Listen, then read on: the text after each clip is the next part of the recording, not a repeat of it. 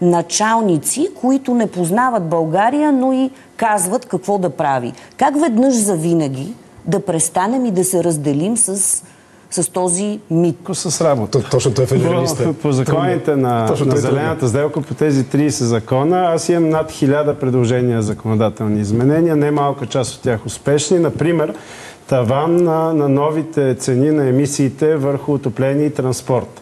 Няколко много неуспешни, за съжаление, по това, което спомена колегата Ковачев, така наречения дизелбан, забраната на двигателите с вътрешно горене, където обаче направих конкретни предложения. А като говорим за индустриална сделка, тя започна в Европейския парламент, започна с моя доклад по директивата за индустриалните емисии.